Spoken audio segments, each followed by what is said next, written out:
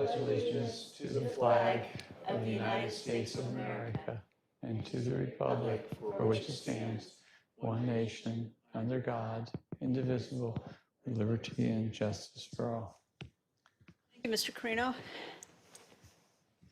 Now I need an approval of the, Move to approve the agenda. Second. all those in favor? Aye. Opposed? Chair says aye. A member of the audience may address the board on items listed on the agenda by completing a speaker card. Do we have one? Yes. Okay. And we have Mr. Minkus, are you speaking? Okay. Glenda? Yeah, I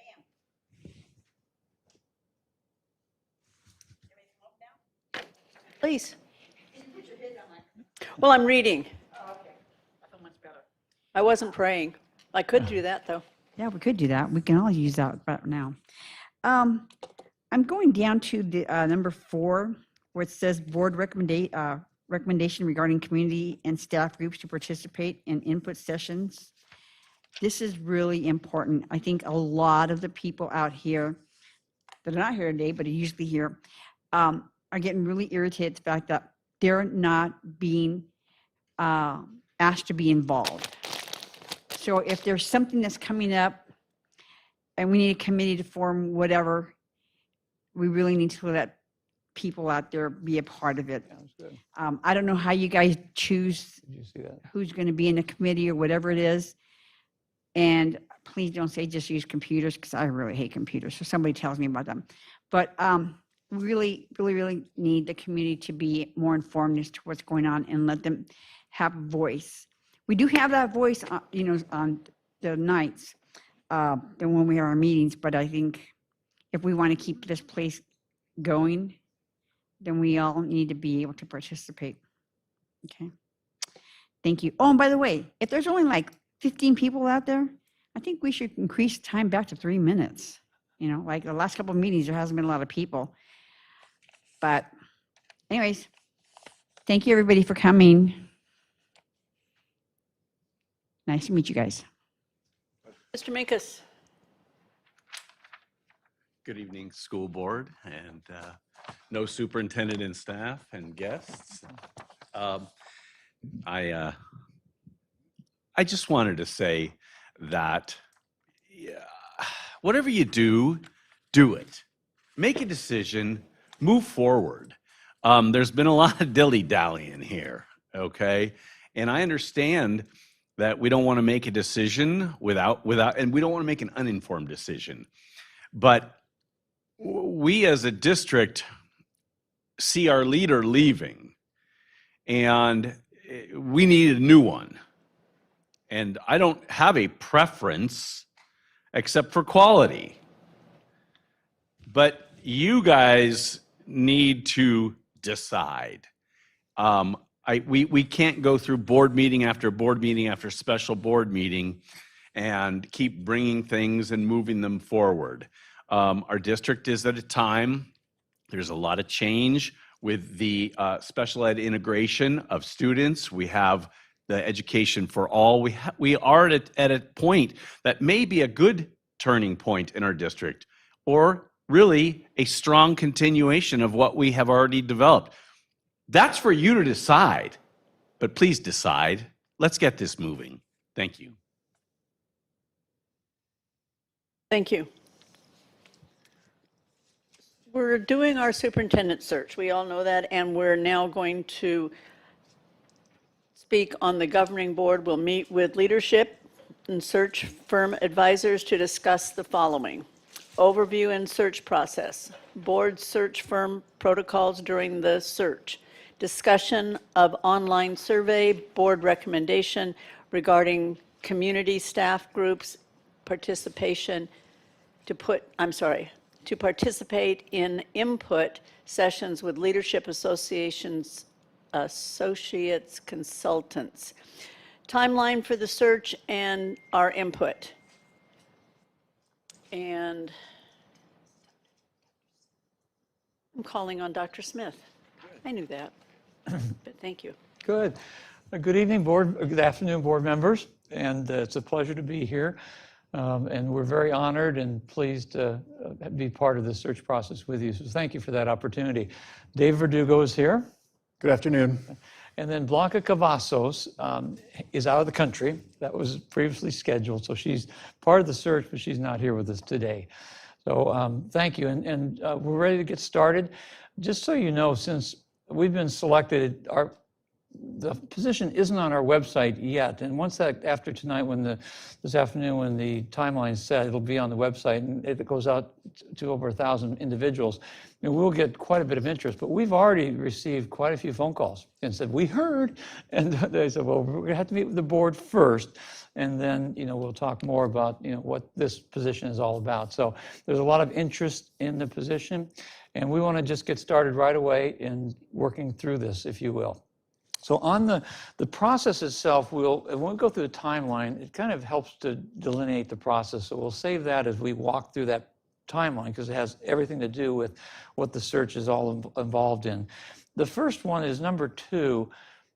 Who does the board wish to designate as a liaison with us? And typically, we send information to the whole board all at one time. And then you get that. You don't communicate with each other, but you can communicate back with us, and we'll give you updates like that. But very often, we need to make a decision, or there's a question, there's a clarifying piece that is important. And so the board usually will designate a liaison. Very often it's the board president, but it can be another individual too. So the first question is who the board would like to appoint as the liaison. This is our point person during the search as a board member. We know we have Debbie Dunn in that role too as a staff individual. Board, do you have opinions on this? So now, my concern would be, as it's a board member, is that we aren't as able to communicate one-on-one with board members. So how is this needed to have a board member, in addition to Debbie, to be able to, what kind of things are going to be communicated? Yeah. It's more just clarifying, getting a question. If it's, a meeting that needs to happen, or David has a question, just a clarifying question that we need from the board. It could be a scheduling piece.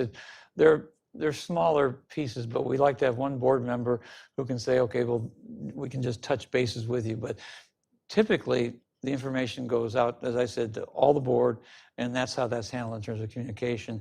And then Debbie's so efficient, and she'll take care of all those day-to-day operations. But sometimes you just need a board member to clarify some things for us. Well, I would volunteer for that since I am not presently working a full-time job, as long as Debbie is the point person on it. I would think it makes sense for the board president to be the liaison anyway.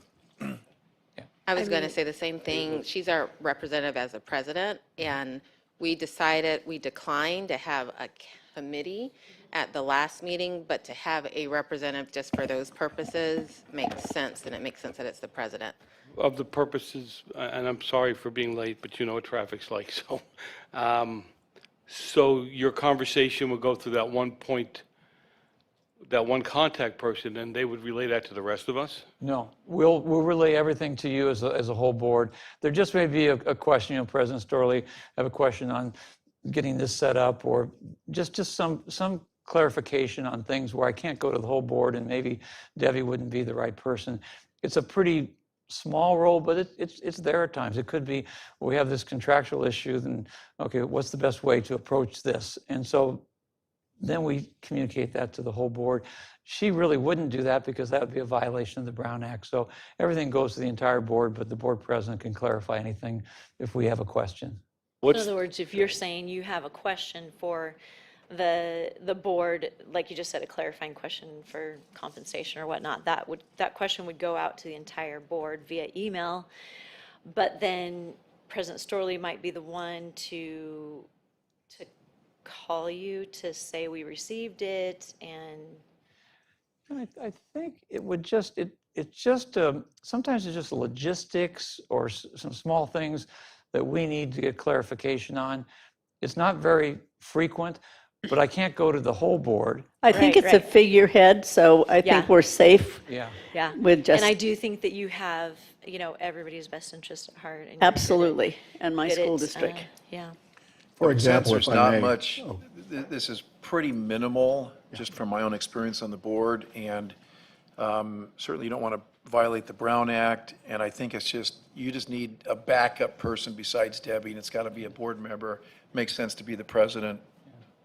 Let's just go with it. Do you need a motion? Do we need Need a a motion motion? for that? I move to appoint President Sterling as the representative to act as a liaison if the board determines. This is number 2? No, that's okay. What item is it? In your folder. Not on the agenda? I move that we designate, there is on, So then, Oh, do we so need we to can't vote? take action then? We can't You vote? don't really need I don't think it's a an action consensus item, it's is just, fine. just an agreement as to I who it would be. volunteer. Yeah. So this is, it's minimal and, it's important that all the board receives all the same information, but, Debbie will be our key contact, but sometimes we need the president on something that might come up. But we would communicate that to the whole board. Okay, so Thank you. that's, That's settled. that worked then. The next is just to confirm with the executive assistant, Debbie, you've received everything from Linda Harder. You're good with that? So Linda Harder is our administrative assistant. They've been in contact and information goes back and forth. And she is a former administrative assistant to Superintendent Debbie. So they work closely with one another, and then we work closely with Debbie. And then Debbie, would it be okay that could you communicate to us and to the board members? We could share each other's email, each other's cells. You'd have ours and we'd have yours. And if I may, we are referring to the discussion items on this particular sheet within your packet. Thank you for clarifying that. Thank you. Took me, I'm sorry. Me too. So that was thank you. That was number 3 and 4. Okay? Number 5 is the use of input for the board, stakeholder input groups. And so this is very important. And it's the second flyer, the second page. So when we do the calendar, we'll talk about when this might take place. But right now, we know that you want to hear from as many people as possible. And we want to do that too. And so we want to walk through these 16 groups. This may turn into 20 groups. It may be fewer. And it's a template. And so let's just walk through it. And what we do is we have these, generally we do it by Zoom. We have some community groups too. And we do smaller groups and we talk to the group. Let's say it's the principals group and we take a grouping of principals, or maybe they're the teacher's representative or classified, and we say, what are you looking for in a new superintendent? What are the qualities, professional qualities and personal qualities? What are the strengths of the district and what are the challenges facing the district? So we do this with all of these groups. Now they feel really good because you as a board invited them to participate. You're not participating, but you've invited them and we're your representatives. We collect all that information and ultimately provide that back to you, both verbatim, and then there's an executive summary. So you get both sets of that. And it's a really, really good way to hear what people are saying, whether it be confidentials or your bus drivers, your community members, or whoever that might be. So if we can walk through, and this is an interactive conversation, the different groups that you'd like for us to meet with, and we're doing you today, number 1, board members. So as we go through this, do you want us to meet with any former board members? And some people say, no, that's not necessary. And others, you may say that's important. No. Okay. No. Oh, I think it's important. Want to meet with another board member? Who would you I like would, to I would bring? love for them to reach out to some, maybe Like past Steve? board member or two. Do you have any? James Webb and Steve Sturgeon, who are, pretty recent on the board. Can I ask a question? How does this typically work? Do you get this contact information of the individuals who belong in these particular groups and then email them a survey, or do you gather them together in a room? And is this done all together at one time, or do you do this individually as different groups? So all of the above. And so this is the one place where Debbie really helps us the most. and because we don't have access to that. So after today, we'll have all these groups, whether it be bus drivers or classified or whoever that is. And then we have a form letter that says the Board of Education is interested in your input. And we have some times in which you can participate. Generally, we do it in small groups. It could be from sometimes 1 to 8 or 10, no more than that, 7, 8, 9, 10. We like to, Zoom has really helped. More and more people participate, and the numbers have gone high. And so we bring them in by families or by groups. So, the teacher representatives, and we do both the teachers as a whole and the teacher executive board, the classified as a whole, the classified executive board.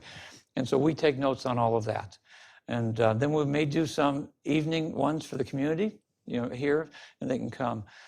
And then we just take notes and then we compile that and present that into an executive summary to you. We also have an online survey, and we're going to go through that. It's been great. Students, parents, teachers, community members, they just mark who they are, and we get all that information. It's anonymous, but we compile all that for you also. Okay, so kind of all of the above, but there are some individual, it sounds like there are some individual times that you're meeting with specific groups, in person and on Zoom. Yeah, these are the more specific, these are the ones where we're saying, teachers executive board, we'd like to meet with you as a group. That's usually 5 or 7 people. So this is the group that they get specific invitations.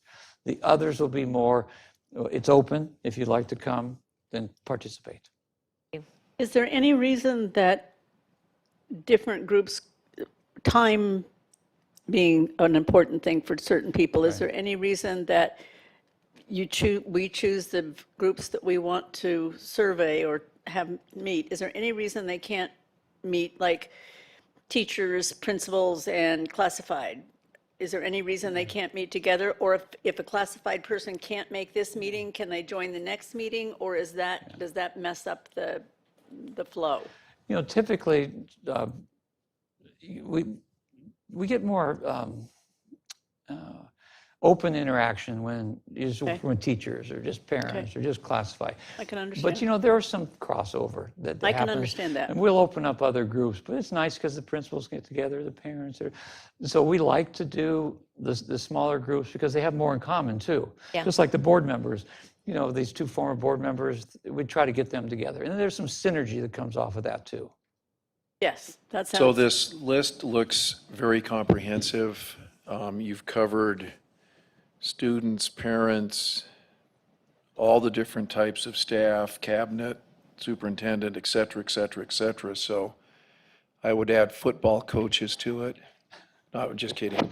But I think it's, I did think that that's, there's a big contingent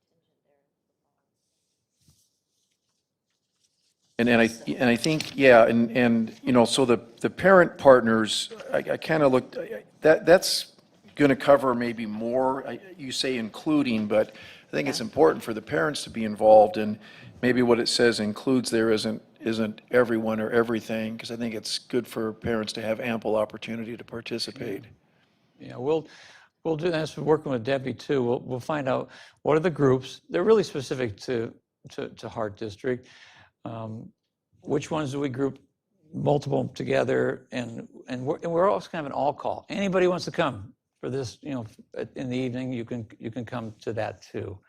So the part of it is, have we left anybody off? Hold on just a Yes, I have second. questions. Yes, Dr. Okay. Moore. Thank you very much, President Sturley. So I'm okay with Mr. Webb and Mr. Sturgeon on the former board members too. piece. I would like us to look at number 11. I know we have some groups, specifically we have our Student Communications Council that should be a part of that. And we may consider other ASB leaders to be a part of that as well. And I know we have ES, but we don't have ES. Okay, right.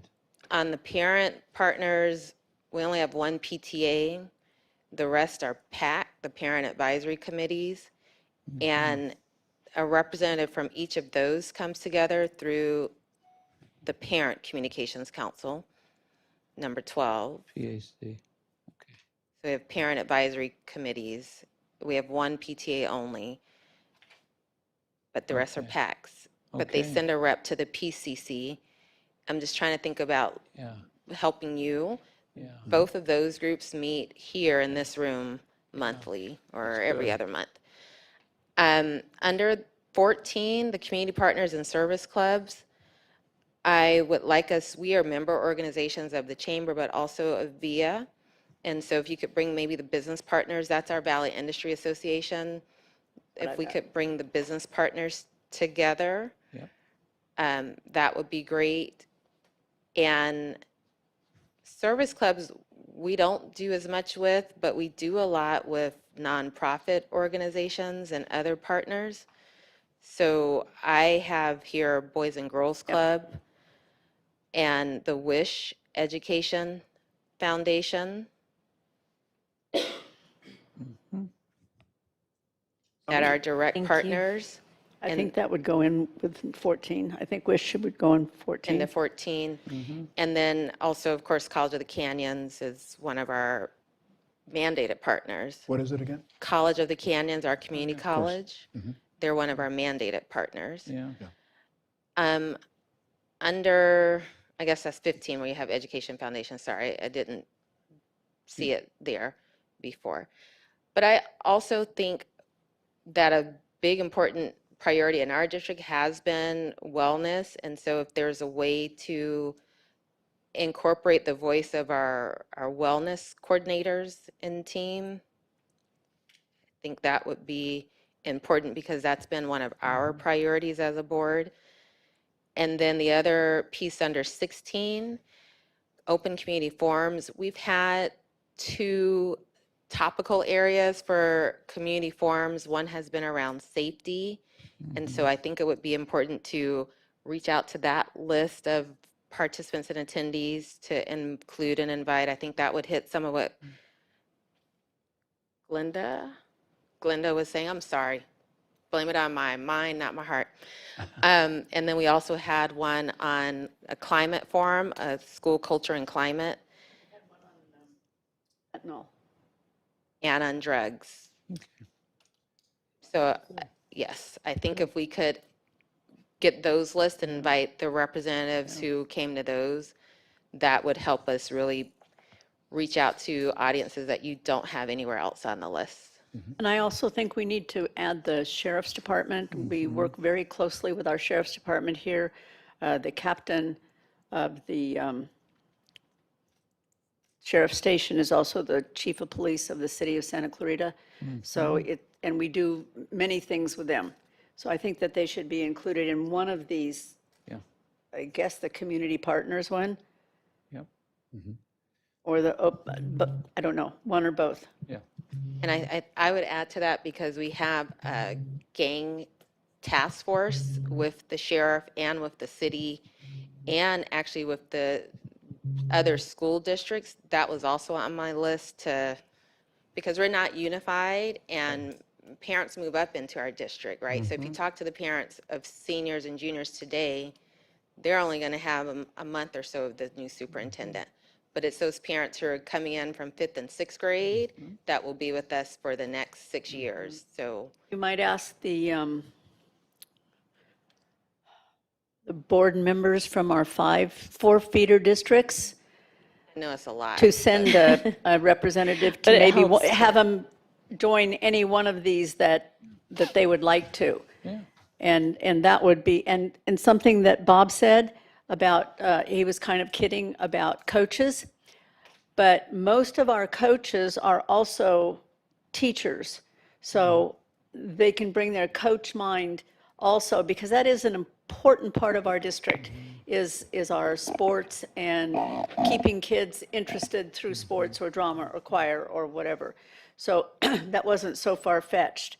Right. I like the fact that, except for maybe the teachers and the principals, that anyone that's invited to one of the meetings, if they can't make that one, they could join the others. So if I'm a Boys and Girls Club person, I could join the parent partners, which very likely could be a parent partner anyway. Pretty close, right. And The I other, like that you're going to have a survey. If people miss, Right. they can always, because I do think we need some differentiation with the kind of questions that you'll ask with the different groups. That might not make it as easy to get the input of voices of people who just drop in, but having that survey piece online will help. the other school districts will definitely be interested, the 4 elementary feeder districts, in that obviously they matriculate up to our district. And you may have parents there, as kind of has been stated, who don't have kids currently in the Hart District, but will soon. And our interaction with those superintendents and their staff and whatnot, occasionally have teachers from those districts that move up into our district. So that's an important part. I mean, it's all here.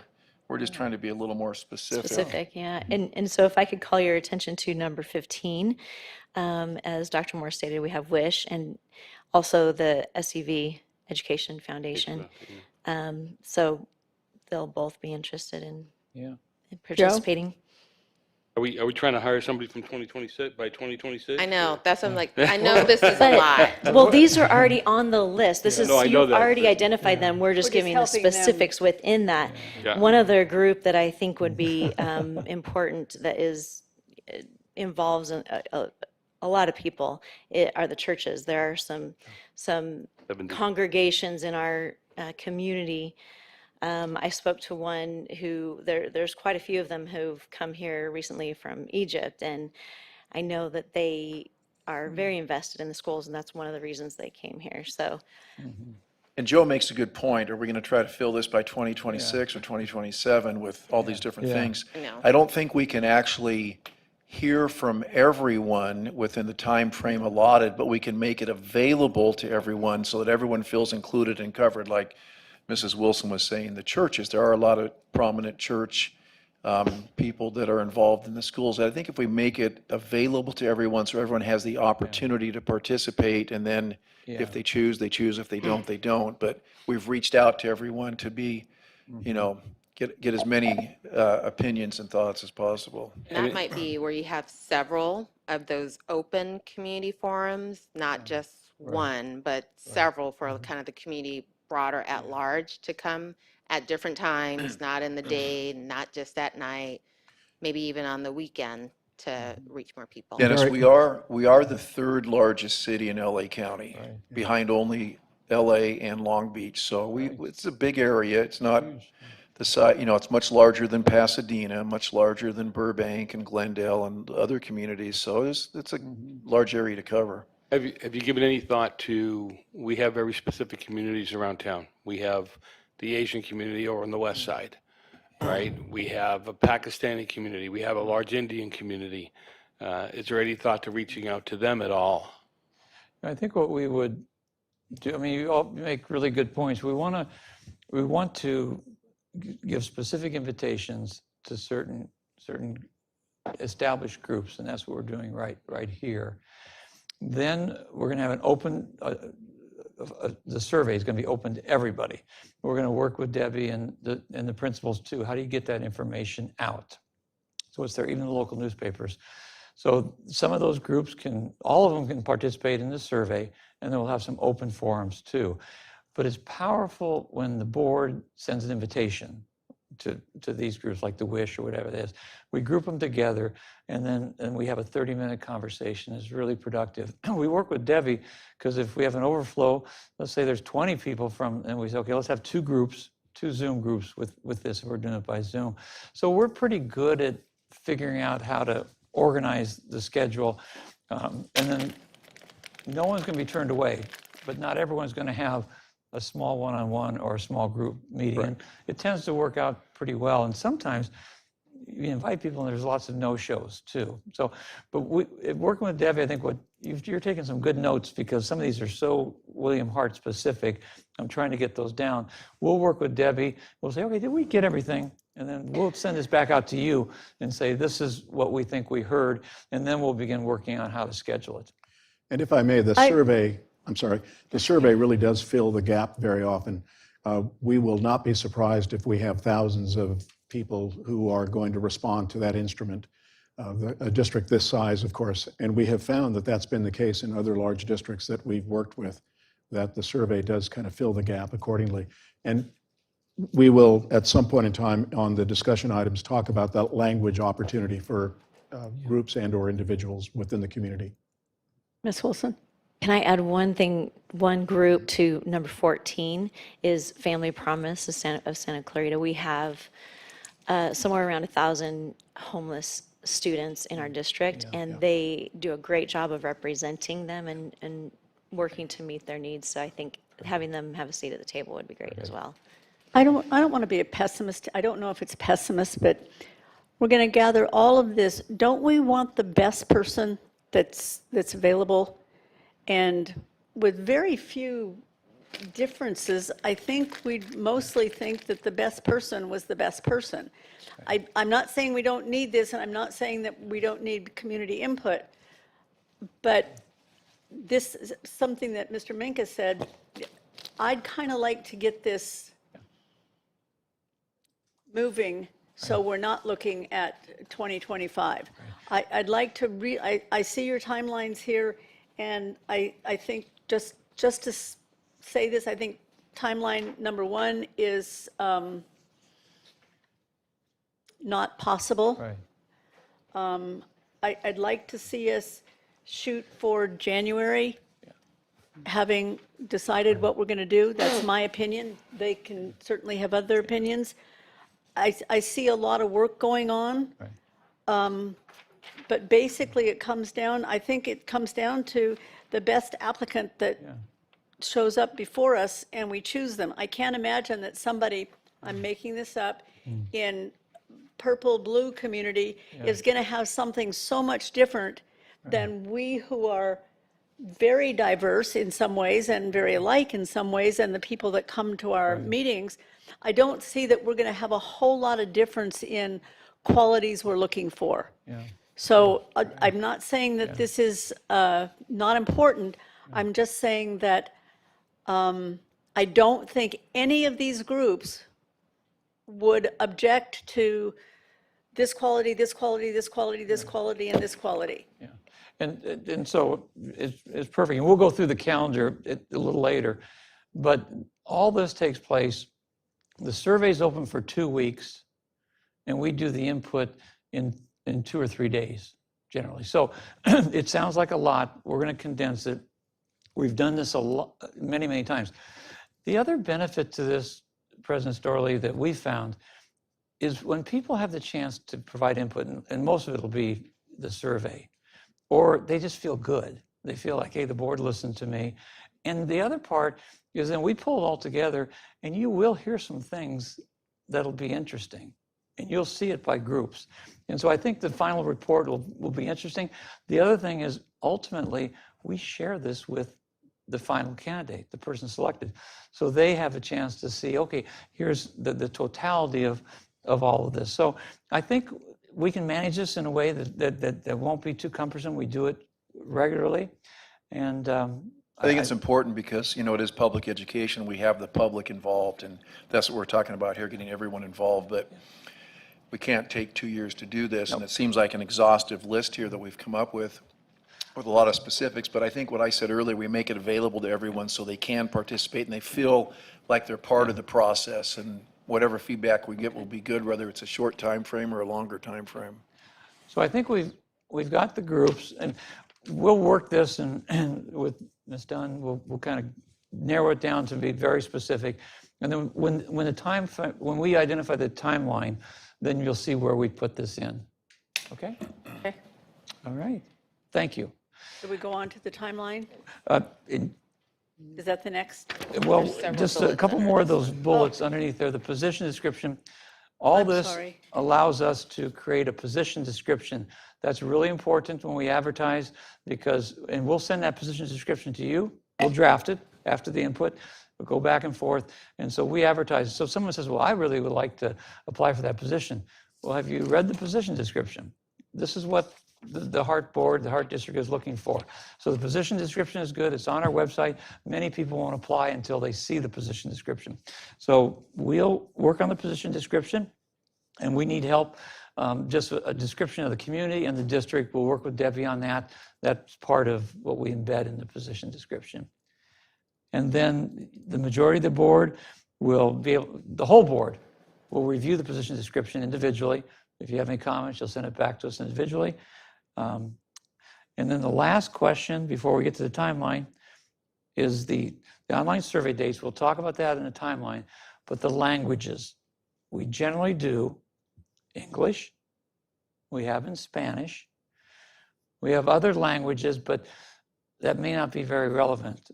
Sometimes people say, let's have these languages. We get very few responses, and people generally, between English and Spanish, they can respond. But we do have other languages that we can put it into with the help of your interpreter, translation department. Are there other languages for the survey?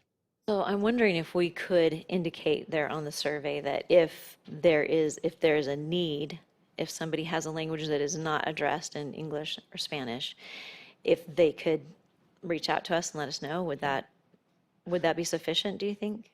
Can we make a note of that on the survey? We could post that on our website. Yeah, I think that might be a, Website translates. That's nice because then we can work with your translation department. I mean, you have people in the district that might speak that language, whatever it might be. But it's not very efficient for us to put out 5 different languages when we know it's really the 2 predominant ones. And just because someone speaks another language doesn't mean they don't speak English also. Right. Right. Okay. So we'll do Spanish and we'll do English. We'll work about making sure. And this survey, once it goes up during that time frame, it'll be on your website. You'll advertise it, but it goes directly to us.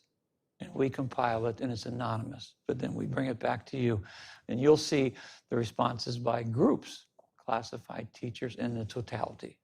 I have a question. Is there a way to keep it, I can't imagine this would happen, but is there a way that someone can only answer the survey once? We do it by IP addresses. They can't respond more than once from Okay. from that computer. I can't, it's like people wanting to vote that aren't able to. I can't imagine that happening.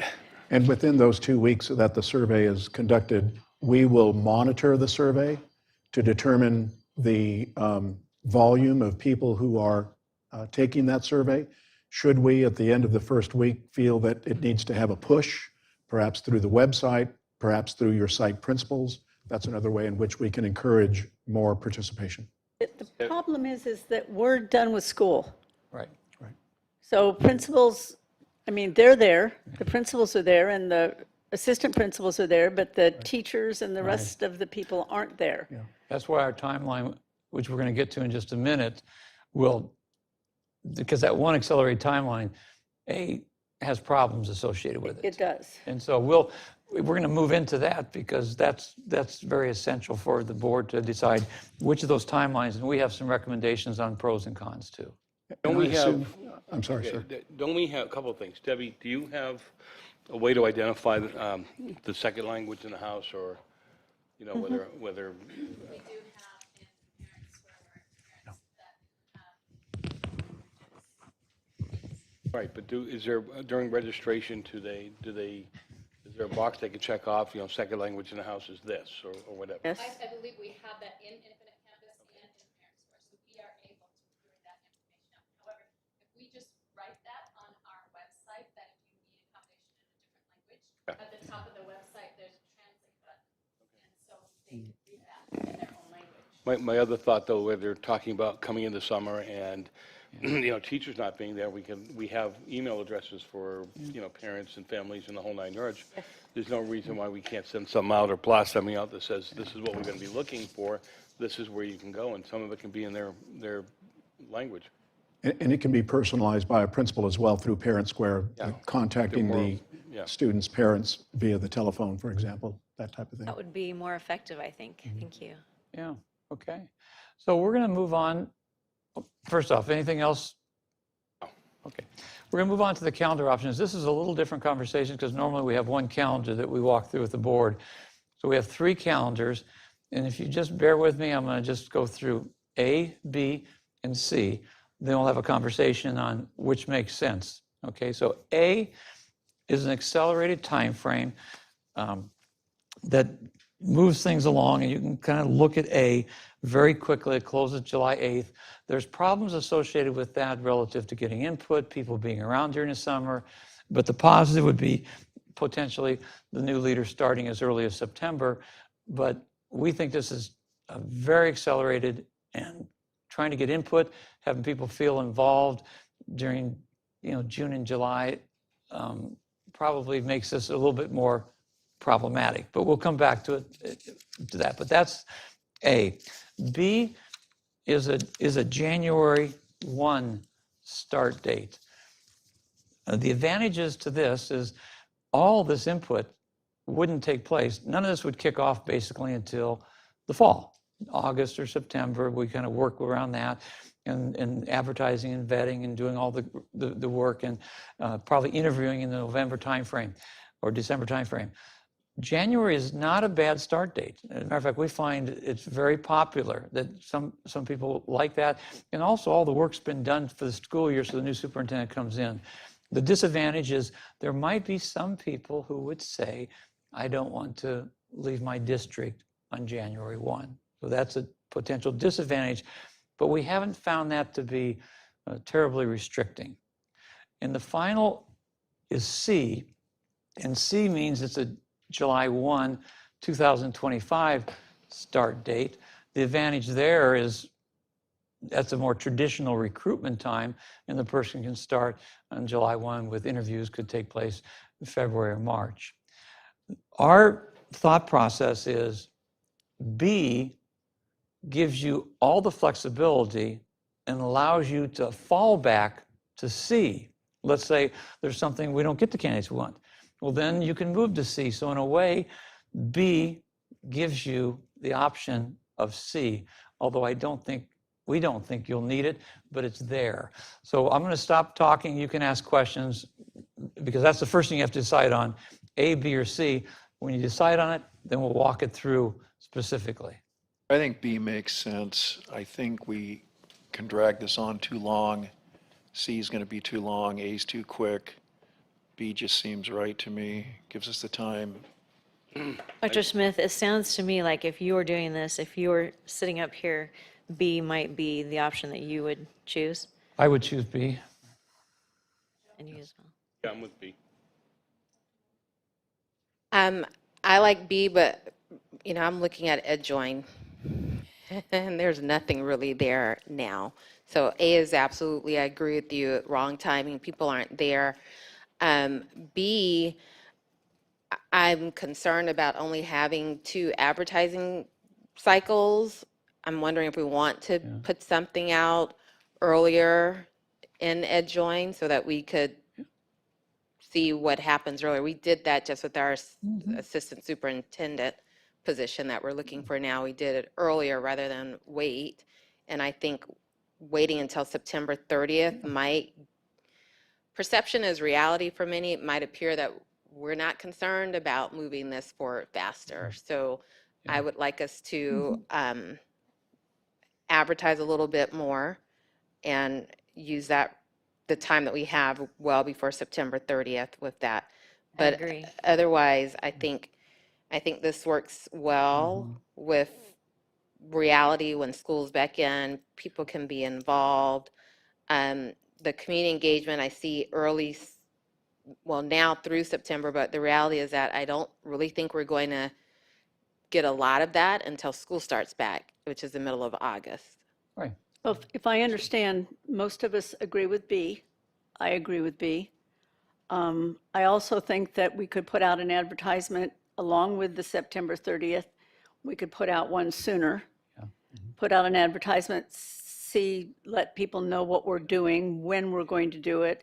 And the optimum would be to have the person in place January 1. Yeah, agreed. So I think we've all agreed, I don't think we vote on it, but I think we've all agreed on B, but maybe a push advertising before we get to that September time. Right. I also agree that people aren't, we, in maybe California, but maybe the country, summer, we don't think a lot about schools, and people even in schools don't think a lot about schools. So I think pushing it is a good thing. I don't want to go into 2025.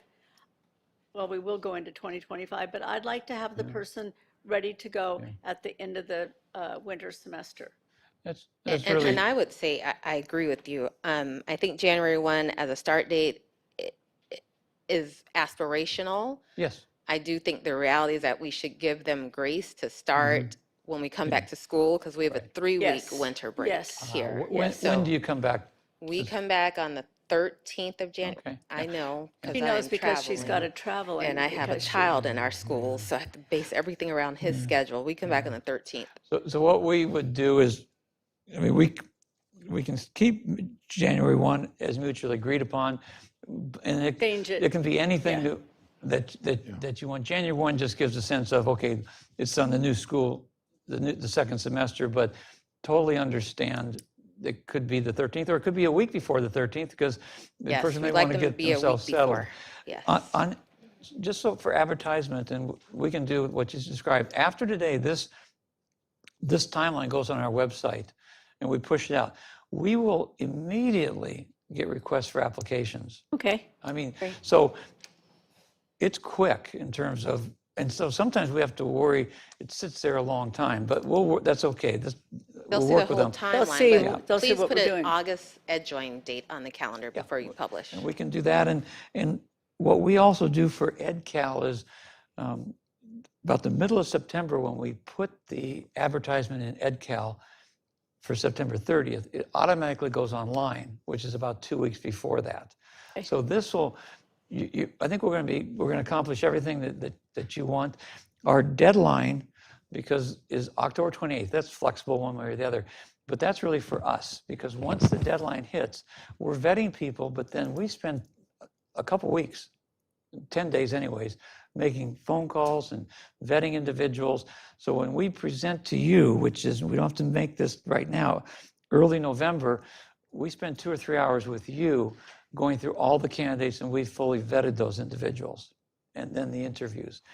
So I guess the question. I'm sorry, I have one more addition to this, because I think a part of this vetting, it is very, very important. And I have had experiences where the board in my previous district did some vetting, and it turned out really not so good in the long run. So I would like us, if the person is currently working, to have a place where we do site visit built into this. Right. Validation visit. Yeah, that's the validation visit. I don't see it. Yeah, see. Oh, I see validation process. No, but I we'll don't want to see- do that. I want a validation visit Validation visit, yeah. built into that. And we do the vetting. Once you see who all the candidates are, you'll get it a week ahead of time. You'll go through it, you'll see everything on the file, all the letters of recommendation. We ask that you not do your vetting. We'll do that. You can do your Google searches, do all those things. And then we sit down with you and we go through every candidate and we tell you the good, the bad, the baggage, the good. And then ultimately, you ask us any questions that you want. We don't want to scare anybody away. Some people, if they know that their name is public, they'll withdraw. They'll say, well, we're not going to be a part of this process. And so the vetting piece for us is the most important thing we do. That there are no surprises for you. Well, when we hired Rob Schelenar, Bob and I went out to his district Right? Yeah. we and need actually sat and interviewed That's what we people that did, worked too. for him. And That's right. that. So you have, where is that in here, I guess, is what I'm asking. It's under the November date, the 2nd November. Or it completes validation process, that's what that means? That's what the final candidate, yes, that's what that Okay, means. so that's our, can you Should put in there- there site visit so that the person looking at it knows Yeah. we intend to do that? Yes, site validation visit. Should there be 2 board members that would want to make that validation Yes. visit? It's not required, an agenda item is not required. However, if more than 2, then you'd have to agendize I that. think 2. Well, probably at Well, least. you can I determine mean, that we at may some have later to point. be- Unless it's agendized. Yeah. Yeah. No. No, we would have here, to if we agendize it, then we can have all of us go. I think 3 of us went. Joe, I think. We right, it was drove, you, me, Paul. Two of us drove together and one drove separate, I think. I can't quite remember, but Paul was there as well. So there were three of us. We must have agendized it then. We can, there's two ways. And it was beneficial to have Yeah. all three of us, I thought. Was it? It's not a Okay. problem. We don't have to make that decision today. We've got a long time to do it. We just have to agendize it.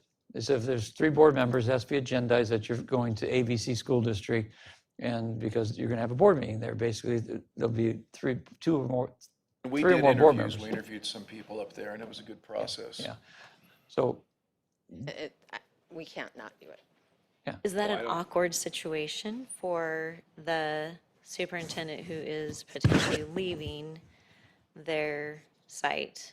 Not if they're a good superintendent. Yeah. Not necessarily. not necessarily, you have interviewed the person probably twice, based on our process.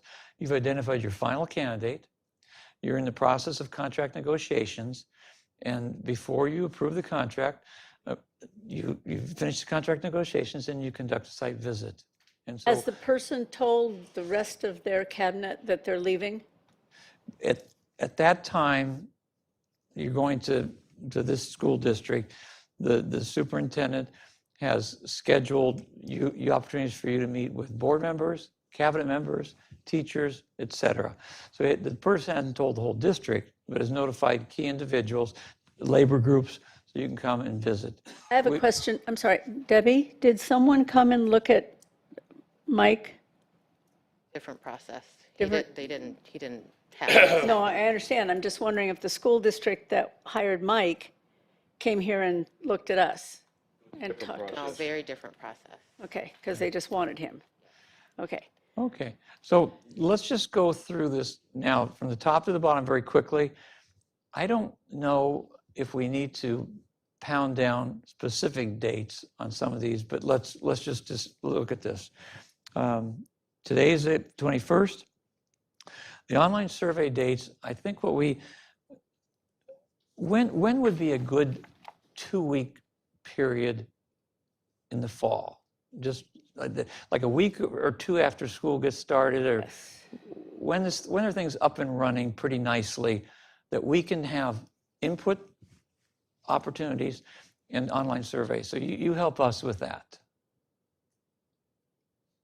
Yeah, I think that's important to be able to capitalize on that time, that everybody's back and they're interested in school and all things school. It seems like at least a week beyond when school starts, maybe 2. I would say 2 I would weeks. say- My thought is 2 weeks after school starts. And I would say that you can use our back-to-school nights Yeah. as ways to advertise this. So That's kind of far into the, this year was early. It was in August, so. What about what about the 2 weeks after Labor Day? Kind of what I'm thinking. Yeah, too the week far. after Labor Day. Just generally, I mean, because teachers want to, everyone wants, bless you. they need to get the school year started. They're a little consumed, but maybe we just look at, The 9th, we're looking at the 9th of September. what day is that? It's Monday. That's the Monday Yeah, after so Labor So Day. maybe like the 10th, Well, okay, because Or Monday is 11th. Labor Day. yeah. And Monday's Okay. not Labor Day. Monday's, I'm sorry. Okay, so the It's 9th the to the 2nd, 20th? but it Labor Day is is the Monday. 2nd. okay, so let's do the following Monday, which The is 9th. what? The 9th to the September 9th. 20th. And what's 2 weeks from then? The 20th. Okay, now, we'll work with this, but, so we'll look at the 2-week time for the survey, somewhere like the 9th to the 20th, take or give some dates. And then we'll also take 1 week during that time to do the input with the groups. We don't spread that out over 2 weeks. We do it over like 2 or 3 days. Very intense, make it bless happen. you. So David, do you have your? Yeah, 9th through the 20th. So we'll probably do, it's somewhere, the input, the week of September 9th. Yes. And we'll work on this calendar and get it back to you. So that's a good, fresh time. Everyone's been in school for 2, 3, 4 weeks. It's the fall. We have 2 weeks for the survey and 2 or 3 days for the input. And we're starting in conjunction with the survey with some of the Zoom and/or personal meetings that we will have. Why don't we have a booth, football games that Friday, should be the 14th. No, but I think You having scared me something at there. back to You- school nights would be good. Okay. He scared me. Valencia, Castaic, which one? So if we close up on the 20th, then what we do is we pull all that information together, and within a week, you'll have a position description. We'll give you the all the information, and you can see then we're looking at the advertisement. It will start a few weeks before the 30th, but then it really comes together nicely. Candidates are talking, what's the school district like? And we will say to people, you know, I'm not sure this is a good fit for you. You know, these input sessions are as important for us as anybody else, because after we hear everything, we say, you know, this may not be the job for you. It's just, or we say, they're looking for this, or you're perfect for this. So This is a very different district. I think we have a very different culture than many districts close to our size. LA Unified, of course, is something entirely different, but I think we are a special district, not just because we're in it here. I think that we're going to look for a certain type of person, and you might have a really qualified person that takes a look at what we really are, and they might not really fit here. that's right. So I think that that's important, that they know that our district is Yep. special, sorry. So Dennis, I'm just going to play devil's advocate here. Personally, I just get a little anxious thinking this is going to take too much time, drag on and on. I don't think it will, but I just get a little anxious. So is the 9th too late? Should it be the last week in August? Should we be, and I'm just bringing this up to bring it up, should we be pushing ourselves to try to get this done sooner than later? Yeah. And start on Monday, August 26th, or do you think we have plenty of time and we I need think the we, time? yeah, I We were think just told that back-to-school nights are the 27th and the 29th. I think after that, for sure. So starting on the 30th and maybe going 3 weeks? for, Have it there. for, at- yeah. But I hate to Back-to-school infringe night. upon that weekend, though. Oh, you're saying kind of advertise there. Goofs things up. If you've got back-to-school nights on the 27th and the 29th, that's the third week roughly of school, that's Tuesday, Thursday, and then you got Labor Day weekend, so maybe the 9th is the best we can do.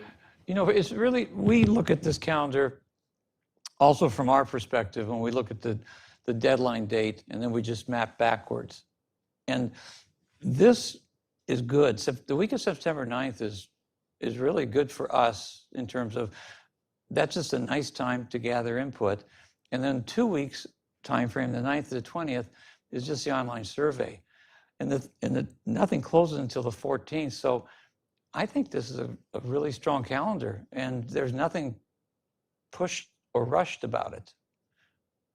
It certainly doesn't overly rush us, so, okay, I just bring it up to food Yeah, I for think- thought, but And, I'm good with it. and we will clean up this calendar and get it out to you again for any input. Okay. And so then it closes on the 28th. We do some really heavy lifting then. And then early November is when we need 2 or 3 hours of your time. Early November? Early November, if you look, early November is when we confer with you. We will send you'd have already received all the input.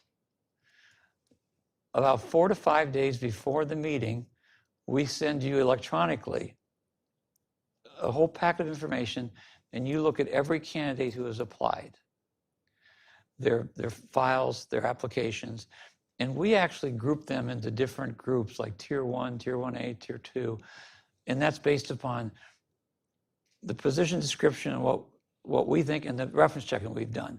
But we sit down with you for 2 or 3 hours, go through each applicant, and you may move people up or down. It just goes back and No forth. one's in that group that hasn't been vetted by you, is that correct?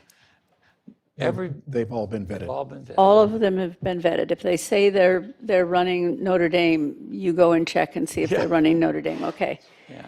Not that they would be doing that, but, okay, so we get this group of people that you have vetted, and you've kind of placed in some sort of order, but we can talk to them and Talk to us. We all talk to talk. you and say, I see you really like this guy, but I'm feeling that we like this guy better. Right.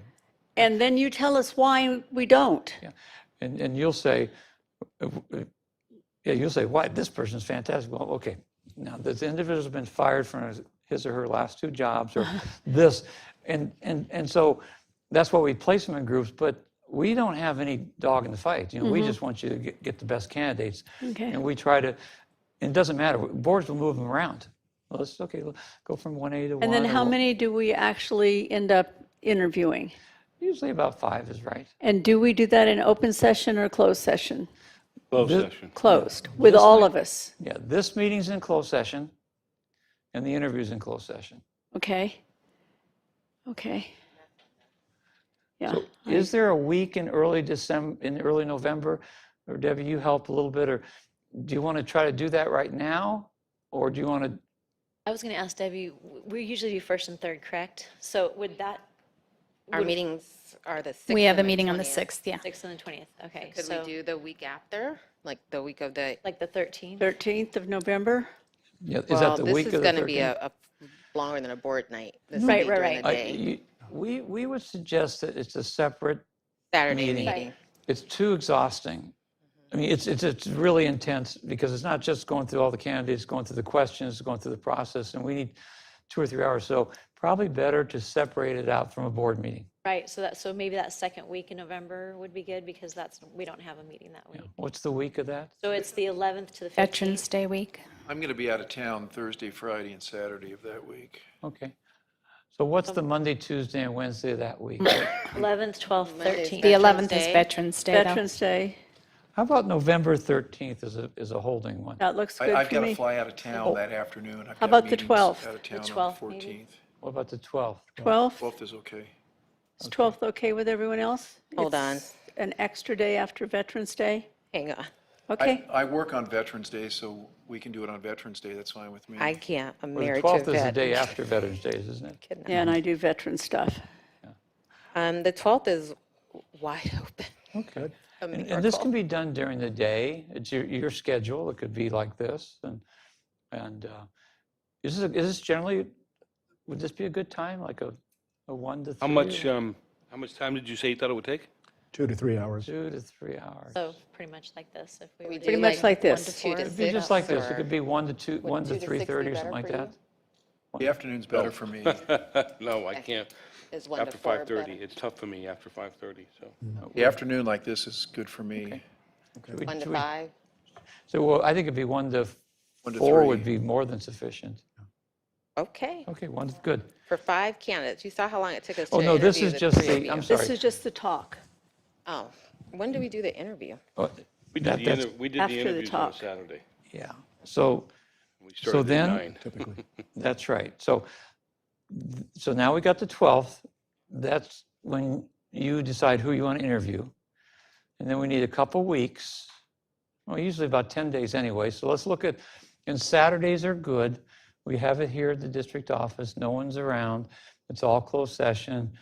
People can come, the candidates, it's convenient for them to be here. 23rd? This is tough. And for they this is Thanksgiving, right? Thanksgiving Oh, weekend, He so wants that's going 2 to be. weeks after Well, that. Thanksgiving's on the 28th and 29th. So how about the so Okay, so then the 23rd? 23rd, I think, would work. That'd be For good. me, at least. Okay. 23rd, Saturday. I Let's do can't 20 do that day Okay, why not? I mean, I don't need to know why not. because it's Thanksgiving week. School is done on the 22nd. Okay, and Well, Thanksgiving is when? We have Thanksgiving's that the whole 28th week and off, 29th. right? Oh. But we have the week off in the district. So I That doesn't start till the 25th. no, Well, it starts but Friday after Friday school is night. out. they're off on Friday night, gone. Come on. Okay, let's look Stick at this, around. December the 7th? I do think we're December pushing, Yeah. look at, see, you're looking to approve the contract at the 11th. So we need some time in there because you want to do a site visit too, remember? And What But if can were we to back do it up the other way? What if we did it in the morning of the 23rd? But she's Can- gone on the can we- I'm gone 22nd. on the She's 22nd. gone. Can we back it up the other way? Like the weekend of the 16th is the interview, and then We'd have, we meet with you on the 7th I'm of out of November? town on the 16th. Oh, I'm out of town from Wednesday night, the 13th, through Sunday, the 17th. What'd you say about the 7th? excuse me, That was another December 7th? alternative date. of what? Just late, just getting late. December to 7th do was what we- suggested. When you, I when think when you you're- can't fill the dates. pull that up. That's- but Remember, that's- you want a site, visit. We probably don't want to move this site visit into January because. No. No. And so, So we're going to ask you to move up the deadline for applications and a week, because if, we all want to be here. And I'm going to respect that Bob is gone, we can't do it, and if I'm gone, we You're can't gone, do I'm it. gone, yeah, those So, Well, those let's second move and our- third We weeks are don't tough. want to do it earlier than the 12th on November, though. no, we could do it earlier, is what we're saying, if we back up the application Let's back up the deadline. applications to the 14th, 14th of August? October. October. Oh. And then we can move up our discussion, take it off of where we had The it. 12th, and move that up 2 weeks. Yeah. October 14th doable? You're talking about deadline for applications? Yes? I think everything. How about the everything- 15th? Everything changes. I mean, we could do a week, but the other option would be to do it do the interviews during a weekday, like the 21st or 22nd. And then, Of October. no, November. Yeah. Yeah. Yeah, that Okay. would Yeah. work.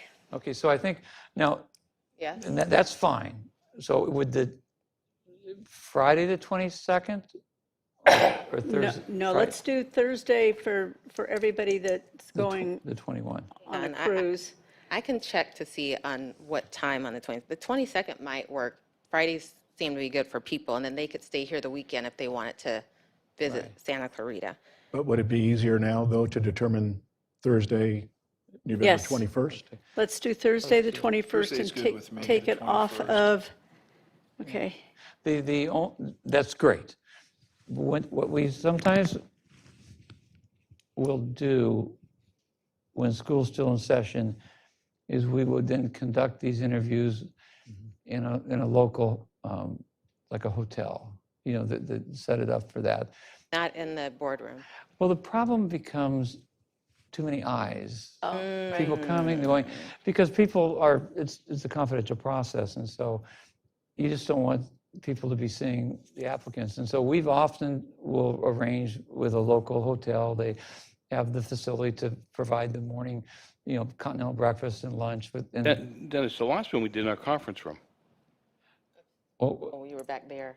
I mean, Yeah. we can, That was smaller, up here, you know? No, back the other, Back in the our other other office, but district. if you're talking about annex the day of building. interviews, Yeah. we did them up in our small conference room. We could use the annex building, as Debbie said. if And we that's, could use the annex building too. We'll let you decide that. yeah. We'll This let is you what- decide where you do it. Okay, trust you. and it makes, I need coffee, yeah, all we need, lots of coffee. yes, we have breakfast, it's a big day. And then there's lunch for debriefing and coffee, and Coffee. we just need enough room. So one candidate can come in, another candidate can wait somewhere, and they don't run across one another. But we can work with Debbie. It sounds like it's more than sufficient. November 21st. Does Good. And it's all day. that work for you, Dr. Moore? Thank you, that does. You're leaving on Friday, you probably want to do it on Thursday. And so, I can go either day, but the Thursday is good with me, the 21st. and probably just book the whole day. Probably 7:30 is an orientation. 8 o'clock, we begin the interviews. Do the interviews. Then the lunch, you debrief, you determine who you want to call back for a second interview that day. And so it'll be till 5 or 5:30. You do the second interview that day as well?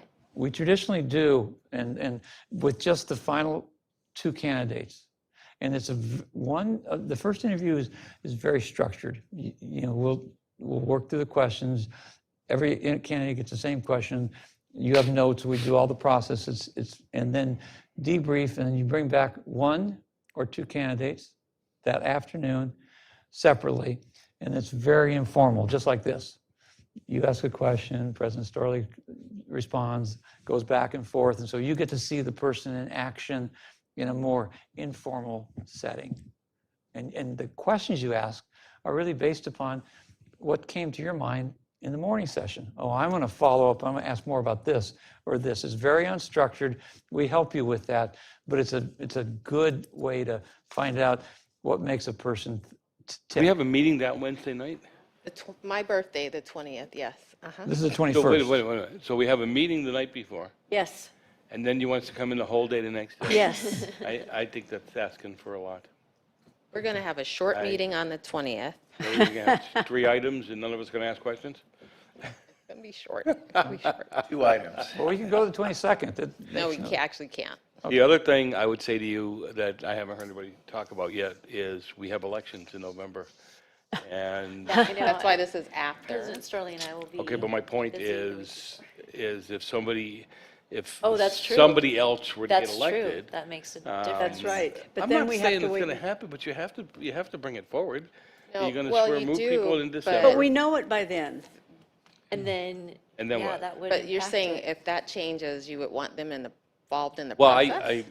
I'm throwing it out there. You guys, remember, there's 5 of us, so I'm just saying to you, would you want a new trustee to be able to speak to it? Is there a Plan B / A in We've- case something we've happens? had But they're that not sit- sworn in until mid-December. We got sworn in a week later.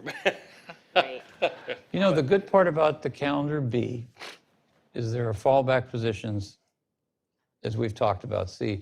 But I think you can cross that bridge when we get to it. We've had boards who said, we want the candidate or the new trustee to sit in, not vote, but sit in for the interviews.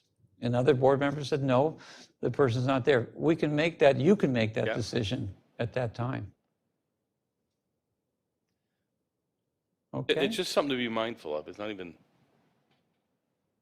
Let's think positively, and Aaron and I will be reelected, and that will work fine. But I do think that if one of us isn't reelected, that the person that is elected should be able to sit in on the meeting but not vote. Got it all down. Okay, let's move on here. All right. So great job. We got the calendar. And we're ready to almost move forward with getting your input.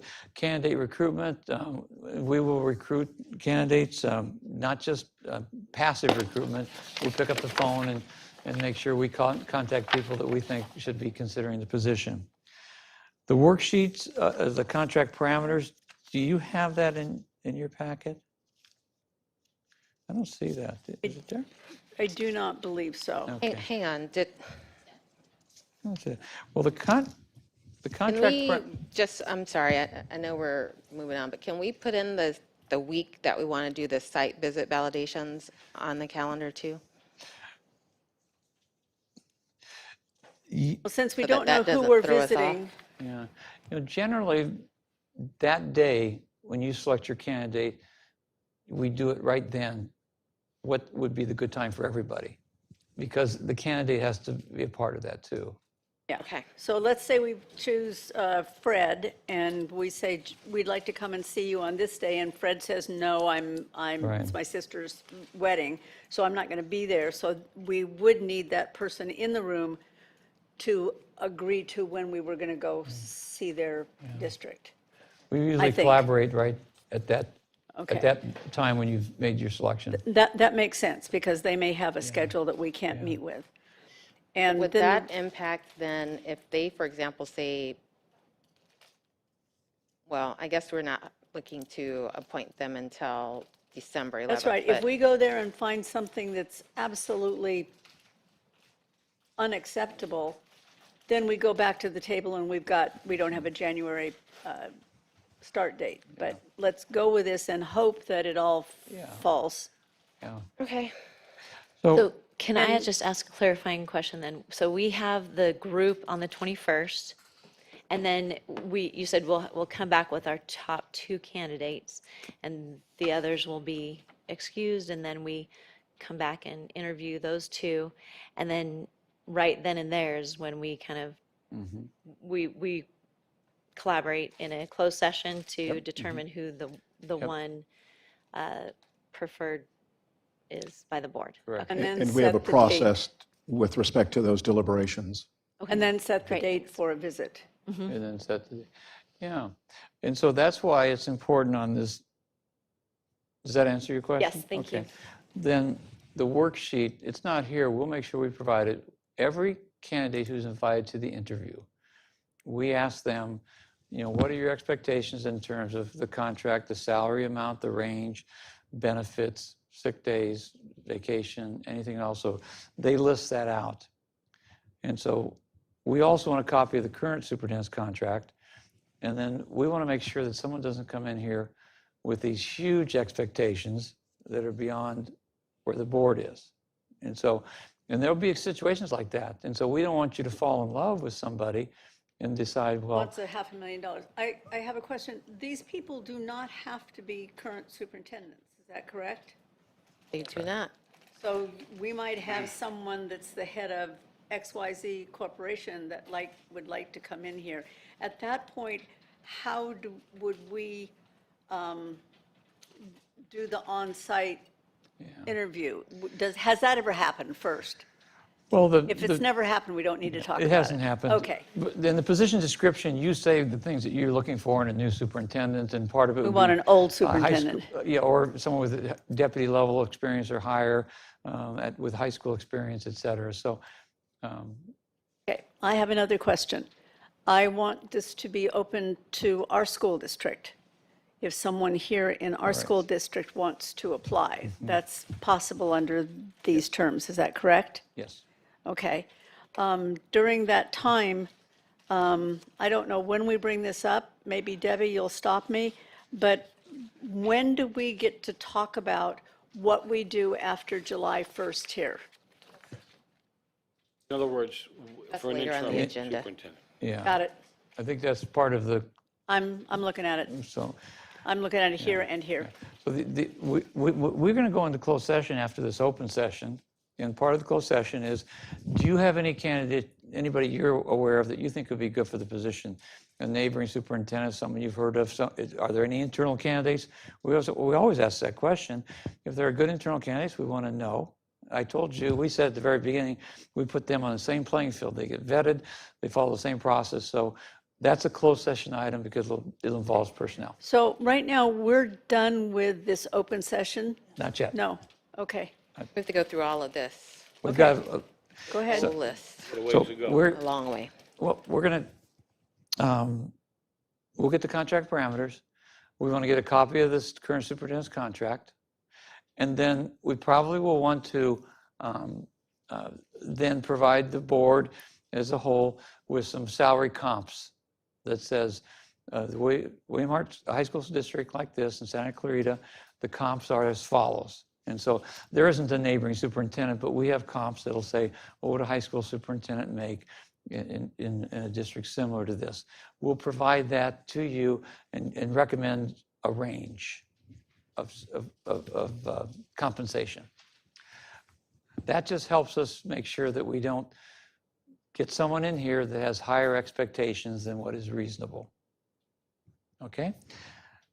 So we're almost ready to get into board member input, but do you have any other questions? You haven't been shy about asking questions along the way. We're But not shy. Are there any questions that you haven't asked that you want to ask before we do get your input in what you're looking for in a new superintendent? Is it, anything at all? Good. We could ask you a question next week if we had one. Yes, you Correct? can. Okay. Okay. Okay. What we're going to do now, Dave is going to facilitate this. I'm going to take notes. This is what we do with every group. What are you looking for in a new superintendent professionally? Oh, they should have high school experience. They should have a doctorate. They don't need a doctorate. They should, whatever it is. What personal qualities are important? We want a sense of humor. We want someone who's interactive. We want visibility. What are the strengths of the district? Because we need to say, you need to come to Hart District because this is a place that is pretty special. And then we're going to ask you, what are the challenges? Because I can tell you this, and David can too, there are many fine superintendents, but there are some superintendents that aren't up to the challenges that you have here. And so it's important to articulate that. So you're going to articulate it, but those same questions are going to be asked of those 15 or 20 other groups. Okay? And of course, this gets combined or condensed into your position description, those characteristics, so that if there's an individual out there who's interested in the position, they're going to begin to ask themselves, am I a match and fit? Do I even need to go forward with an application process? So if I may, we're going to start with board president, and we'll just go down the line here with Dr. Moore and then Mr. Messina and so on. Dennis, I think, provided a few little examples, and that's number 11 on the discussion sheet. Desired qualities, characteristics, skill set, experiential background, personal and professional experiences. You may now begin to think in terms of someone who has some fiscal background and experience, simply because, if I may, the California budget situation. Does that raise the, does that raise into a concern of yours, if you will? Has demonstrated success in increasing student achievement, always a high point. Understanding the complexities of SPED, special ed, for example, is that something that this district might need with respect to a leader? Dennis mentioned, do you desire someone with a doctorate? Maybe that's not the case. Someone who's had classroom experience or cabinet experience. So that's really what we're trying to obtain from you. And we can certainly come back to anybody, and we'll start with President. So what comes to mind? And Dennis is going to capture those. We Okay. desire a superintendent who, and then your comment. Has been a superintendent or deputy superintendent in a school district our size before. Good. We have a really good cabinet that hopefully picks up anything that the superintendent doesn't. So I'm not looking for someone that's a SPED specialist. Right. I do think having a PhD is preferable. And yes, there are people with PhDs that can't find the door, but I've never seen it hurt anyone to get one. I think our district deserves that. I'd like to see someone that's been a classroom teacher. I'd like to see someone who's been an assistant principal, a principal, a cabinet member, and maybe if they're not now a superintendent, a deputy superintendent. And I certainly would not look internally. I think we have some excellent internal candidates that I would like to absolutely, if they want to apply, I would absolutely want to see them. I'm done for the time being. Yeah, and again, we can circle back when Sure. if some other thoughts come to mind. Dr. Moore? Dr. Moore? Okay, so I'm looking at my list. Someone who is focused on student achievement and really understands that that is an area where we still have gaps in student achievement in our district, and looks for ways to not just show all the great things that we're doing, but to also figure out where we're not doing so good, and brings that to the forefront as a focus. Someone who can continue and build on the positive culture and climate for students and staff in the district. We've had morale issues in the last several years. Coming out of the pandemic, lots of districts have had these same kind of issues, but that's resulted in turnover in staff, teacher turnover, difficulty in recruitment, classified recruitment difficulties. So really someone who can focus on reestablishing or building that culture for our staff and then for our students as well. Someone who is a very strong communicator and not just a yes person, who will seek to do the right thing because it's the right thing to do, not because the board says you should do this thing. So really strong and centered in their own values and an understanding of ethics and what's right. Um, Someone who listens and is able to take constructive feedback and grow from that.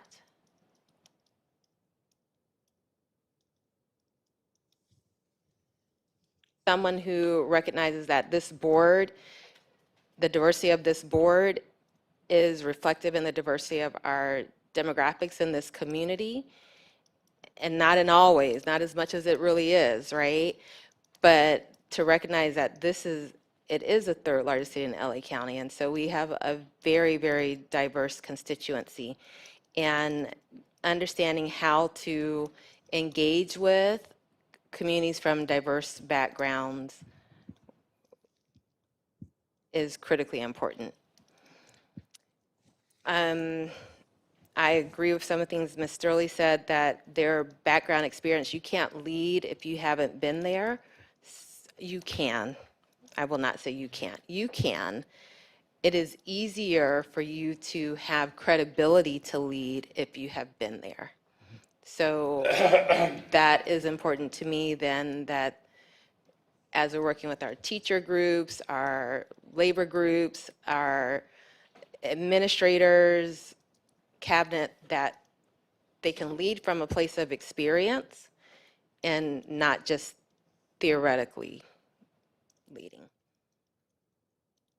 That's all I have for now. Okay. And we're certainly getting into that flow. Some of those adjectives that you utilized to describe, someone who can listen, someone who has ethics, integrity, and so on. Those are also a combination of the list that we're looking for. Perfect, thank you. Mr. Messina?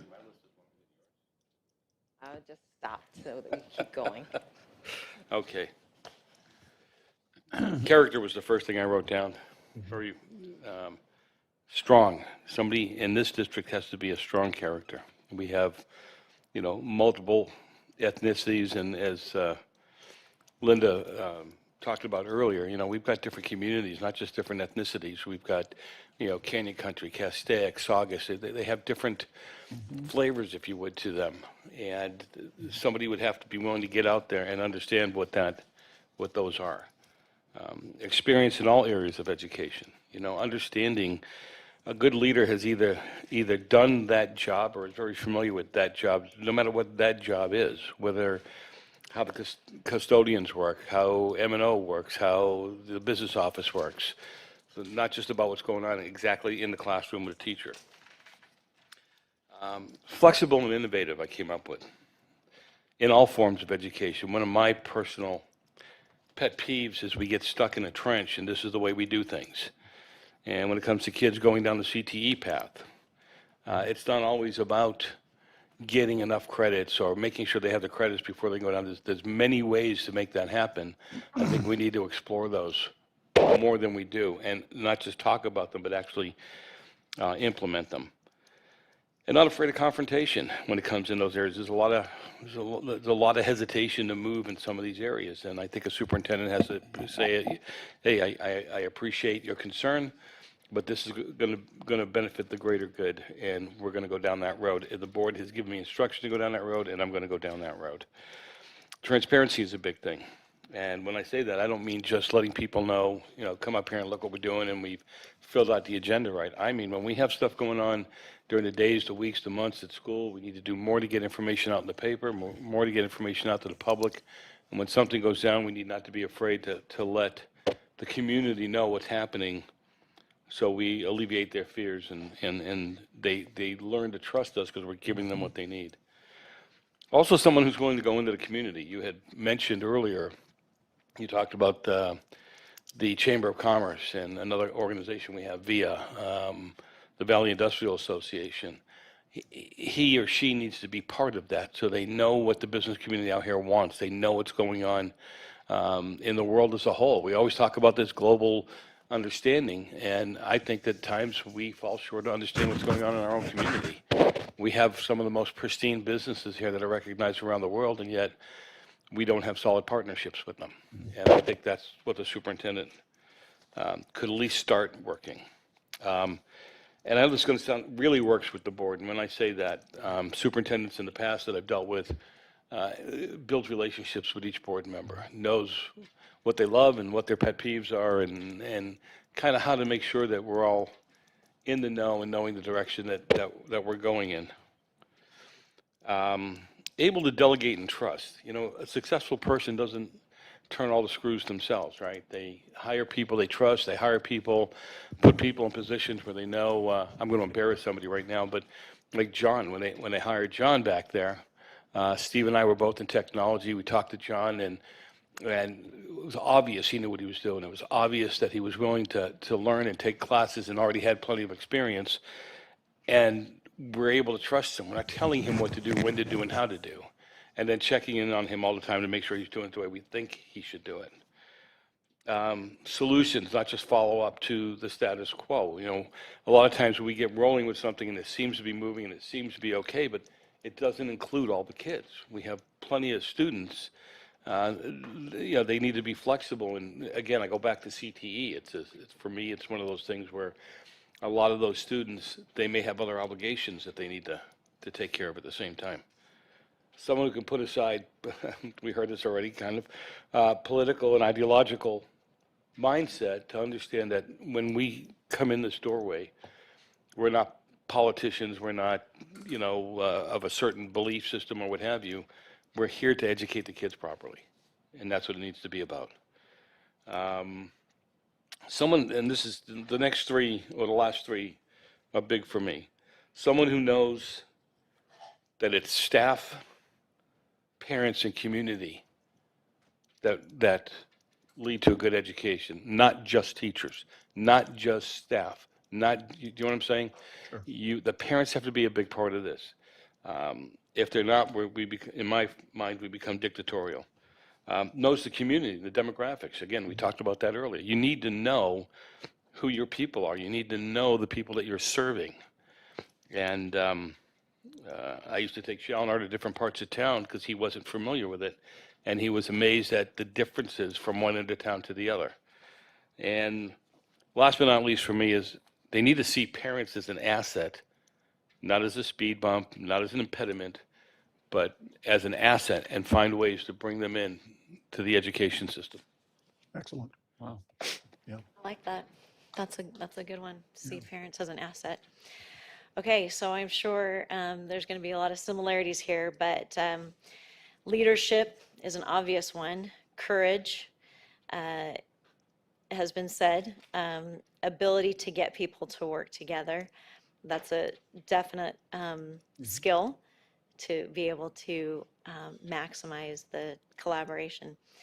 And then these next three kind of go together: vision, creativity, and innovative. That I feel very strongly about. I feel like there's when there's a problem that we come up against, I would love to have somebody at the helm who says, okay, well, let's look at this as an opportunity, and let's figure out a way to make this problem help us to overcome it in a way that becomes even better.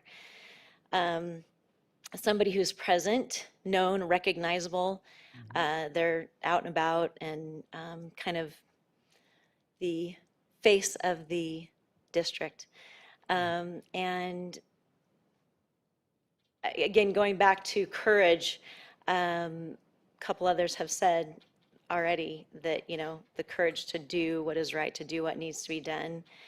You know, we're talking about potentially needing to rid our schools of devices, or at least limit them, and we've done that in our junior highs. That took a lot of collaboration among the sites, and all the sites were happy to be able to have the district leadership to be able to make that decision, because even though each individual site wanted it, they needed to have that support from the district to be able to enforce something like that. I think it's important that we find somebody who understands the unique situation of our shrinking enrollment. This is an opportunity as well to inform our community of the unique challenge that we face. Several years down the road, there are things that will be difficult for the community, and I think that just as we've had superintendents in the past who helped us with the immense challenge that we had of growth, we have something else here that we're looking at. And again, that could take many different forms. I mean, there's some budgetary, you talked about our budget concern. That was number one for me, is we already have that on our radar, and it looks bleak going into the future. So I would like to see somebody who not only knows how to deal with that sort of academically, but also looking for ways creatively and innovatively to get around that, so that we can become, despite our shrinking enrollment and our budgetary concerns, we can become the district that pays our teachers the very best in the entire world, and the district that also has the most community involvement and the best facilities. So I would also love to see somebody, we all took an oath to protect our Constitution. So we are dedicated to a patriotic goal, and I would like to see, I know that there are schools here in Southern California that make sure that their students know their Constitution, and that's something that I feel would be an important thing to strengthen. This has been also said, but I'll just punctuate it, a good communicator. I think that's so important, to be able to communicate with us as a board, with the community, with staff.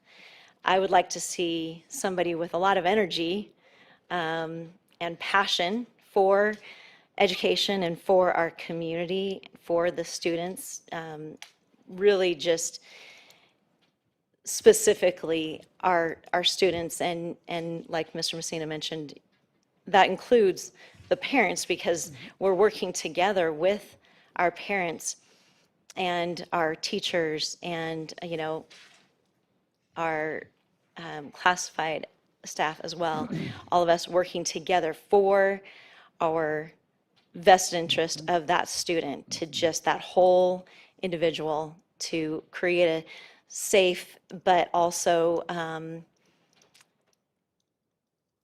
safe zone, but a place that also encourages them to be innovative. And I appreciate Dr. Moore talked about student achievement. I also feel very strongly about that, and I would like to extend that to engagement, achievement and engagement. And then wisdom in choosing, and not only choosing staff, but also helping them to fill their potential, to be able to see that they can achieve what is expected of them, what is not just expected, but the opportunities that are there to thrive and to help them to rise to that level. We've talked a lot about diversity, because that is us, and I love what Golden Valley has on their wall, because they say diversity is our strength.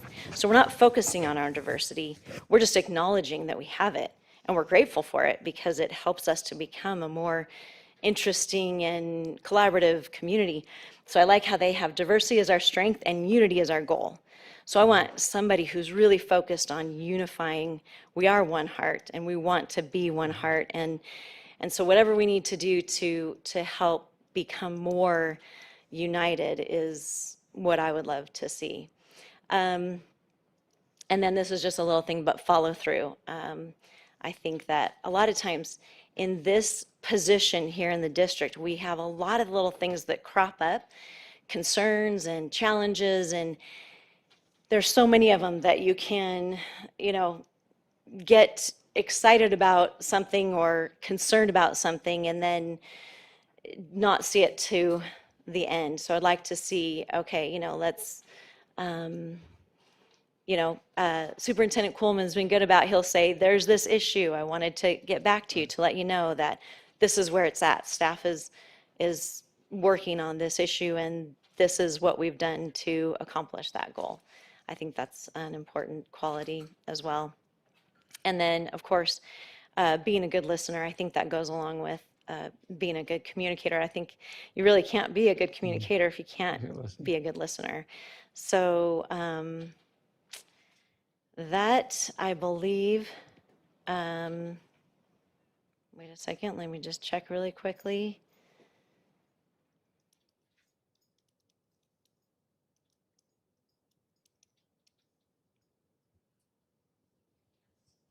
Does it for me. Thank you so much. Mr. Jensen. Okay, a lot has been said. A lot of what I would like to say as well has been said, but I'm going to mention 8 things that are important to me. And I have more than that, but a lot of it's already been said. So these are things that are very important for me. Number 1 is integrity. I want a superintendent who has integrity. I think we know what that definition is. That's a very important definition. A person of integrity is very important to me in this position. Number 2, our superintendent needs to be able to delegate, but also needs to be able to communicate in detail. So you can be a delegator and hand everything off to everyone, but ultimately you're going to have to communicate in detail about matters or issues or problems. So it's more than just delegating, it's being able to communicate in details when necessary and when needed. Number 3. Wait a second, I'm going to stop you for 1 second, because I think that words are important, and so you said we all know what integrity means. But could you clarify what it means to you, just so that we're clear? Well, I mean, it doesn't have to be a definition, but when you think of integrity, what are you picturing? Ethical. Because I'm picturing something, but maybe all of Ethical. us are picturing something that might be a little bit. Honesty. quality of being Honest, honest and having ethical. strong moral principles, moral uprightness. Okay. That's good. Yeah, and I think of it as, saying and doing the same thing. What you say and is the same as what you do. Honesty. Yeah. So number 3 is fiscal strength. I've seen situations where superintendents have come in and not really had a good understanding. I've been a board member for many years, so I'm not talking about our district, but just in other people that I've seen in other districts from meetings that I've been to and people that I know who don't maybe have the fiscal strength and knowledge that I think is important to have at this point in time, given 2 things. 1, what's happening in the state of California, and given our declining enrollment. With declining enrollment, that has a big impact upon our finances. So having fiscal strength is important. Number 4 is understanding our community and our parents.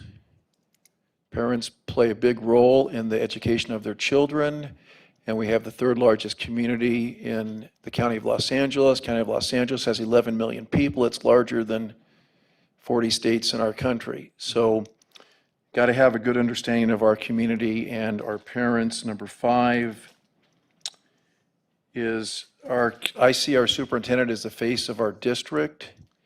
And so involvement in the community is very important because we do have a diverse community and we are the 3rd largest community in the County of Los Angeles. Number 6, I'd like a superintendent that really wants to lead and also wants to learn.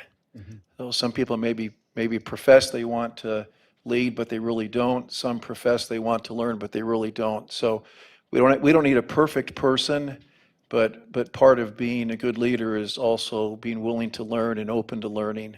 And you have to want to both lead and want to learn. Number 7, this is really important. If you've been to our board meetings for the past few years, we are a divided community. There's been a lot of contention. We oftentimes have armed security at our board meetings. And it isn't always easy, it isn't always pleasant, it isn't always fun. And we need a superintendent that can deal with that can handle that, and really work to help pulling us all together. We need to be pulled together. And that's really important. You're not going to, you're not coming into this position with a bouquet of flowers, let's say. It's a challenging position. And then number 8 is, my last one is, I think we should take a good look at people we have internally. It's not really characteristic, but I just want to put that plug in that I think internal candidates are very good for us, potentially. So after that, yes, I think listening and redefining some of my things, I think ethical, honest, integrity, those things are super important. Right. You would hope everybody would be that way, but it's really important. And that means if the person gets stuck, be honest about it. Someone that lies to get out of a bad situation, I don't want them at the top of our list here. So ethical, honest, integrity. I personally would like to see someone local. Our area is so different, and our school district is so different. I agree with Mr. Jensen. I'd like us to take a good look at internal candidates. I think that's important. They've got to know this area, the people, the parents, the students. We're like no other area I've ever seen, and I've been all around the world and through many states, and this is a very different district. They are the face of the district. One of the things I love about Mr. Coleman is that he attends many different things and always looks and acts exactly as a superintendent should, and I think that's really important. Budget knowledge. Yes, we do have a CFO, but budget knowledge is super important. It's also nice to have someone on the board that has some budget knowledge, and we have our very own CPA over there. I think he or she should be able to take criticism. It's really, really hard to have someone look at you and say, we think you're wrong. But I think they should be able to take that criticism, deal with it, and accept it, or have the chutzpah to stand up and say, but this is my opinion and it doesn't agree with yours. So that, it's kind of a balancing thing. They've got to be able to take orders and take criticism, but they've also got to be able to stand up for what they think is right. That comes back to the ethics and being honorable and honest.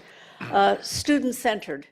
It's really hard, I think, if you're a superintendent, when you've got all these other things going on, and we've got budgets, and we've got HDTA, and we've got this, and we've got a fight over there, and we've got a teacher that's has a problem over there. I think our superintendent has to always remember that this is all for the students. Student-centered. And I certainly think it should, in my opinion, we should certainly consider somebody internal. And Dr. Moore wants to. I do. I want to add a few more things too. I think I said willing to take risk and make hard decisions, but I want to add to that they are ready to help us move beyond the status quo. Sometimes you can't see the forest for the trees, and that means that they have to be willing to look outside for creative ideas to help us move beyond the status quo. And I guess with that, my other word that I thought about was collaborative. Right. Our superintendent works with the other districts. He doesn't just decide on things by himself. Because we're not a unified district, you have to know that you're not insular in this role, especially in our district. So be able to work collaboratively with others. We've done a lot of great and amazing things since I've been on the board and prior to that, but things that I've seen us do that are valuable, and I don't want us to lose sight of those. So having a superintendent who can help us. For example, I was looking at our governance handbook, who knows the role of the board and helps us to get in a routine where we are doing our own work as a board, because we have a lot of work to do as a board and understanding what our role is. And I think a good superintendent can help you do that and help you go back to things like our strategic plan that we worked on with our community. And, you know, those aren't forever. They are for a short period of time, and then to take us to the next level with Living document. what we'll do the next 3 years and such. So those are the things that I put, and this may not come across well, but, you know, it is a challenging job. It would be nice to have our district run like a well-oiled machine. And I know that's not realistic, but I think a good leader can put the pieces in place that whether or not that leader is there, things still run. Because I know we've heard a lot about parents, but really the parents don't talk to the superintendent. The parents talk, I'm a parent, I'm the only parent on the board. The parents talk to the teachers, the parents talk to the principals, the parents talk to us. And they need to have people in place so that when the parents talk to the principals and the parents talk to the teachers or the parents talk to us, we understand how we're going to help in that role. They don't have access to him. You know, he's our only employee. Right. They don't have as much access as maybe they would like to or could. But if you have things running like a well-oiled machine, everybody is doing the role of the superintendent per se, or of the board from their place, their sphere of influence. I think your term well-oiled machine is fine, but you know, it takes. I think it is too, Yeah, I although we think- are all parents on the board. Yeah, You have a I parent. know that seems to be the thing that people say, you know, nobody else on the board has kids. Well, we had kids go through, we have grandkids going through now. But not even forget that. I think somebody actually texted me while we were talking and talked about vision. A lot of superintendents and a lot of boards get stuck in, as I said, they get stuck in that rut. This is how we go. You and I and others, Career Tech Ed was a big thing. And how do we make that more available to kids who, you know, we're stuck where they have to have these credits and they have to have, well, no, they don't. And let's look at different ways to make that happen. So as far as parents go, though, and I know where you're going with it, but I think parents, you're right. They don't sit in the class and go, hey, I don't like that word, I don't like that line, I don't like this. But in the same token, as you talk about wellness, I'm still going to stick on the fact that 99.9% of the parents are the best touch point for child's wellness. And we need to make sure that they feel like they're part of the solution. And I'm not sure we always do that. Not sure. Mrs. Wilson, anything else? Well, Mr. Jensen? leadership is lonely. And I think we all know that from serving on the board and challenging situations that we've been through. And so I think that our superintendent is kind of like the standard, kind of like the example, kind of like the flag, the flagship. And I think superintendents know that, but I think that needs to be kind of emphasized, that they are kind of the standard bearer, so to speak, to the district. And it is, leadership is lonely. So it's not an easy job, but it's doable. And you want someone that, like I said earlier, wants to learn and wants to lead. And I'm confident we'll find the right person. I'm confident we'll carry on very well and continue to have a great district and do They outstanding certainly are work. your ambassador. There's no doubt about that. You know, we have 58, almost 60 traits. I mean, the board has done, set a record as far as in terms of the qualities that you're looking for. I also picked up a lot of the challenges to Exactly. that and the strengths. You know, the diverse community is a positive, and the strong instructional programs, the William Hart strategic plan. Other just strengths that come to your mind? Things that you're most proud of, things that are working well. Then we'll also try to capture a few more challenges, which again, when we provide that executive summary, can be an excellent roadmap because it's there. It's been shared with the board. And so let's, again, think in terms of strengths, things that you're most proud of, things that are going well. We'd like to capture those. This is an excellent roadmap for the first 100 days, let's say, or the first 90 days of the superintendency time. I've probably been with the district longer than anyone. I think I'm coming on 40 years, 30 years as a teacher and then on here. I think we're a pretty amazing district from a teacher standpoint in the classroom, student standpoint, my students. I see that and I see it around the district with other teachers. Could some teachers do better? Certainly, but I don't think that that's going to be solved by the superintendent. I think one of the things that I really think, after being here all those years as a teacher, having a superintendent that took us ahead in the strategic plan.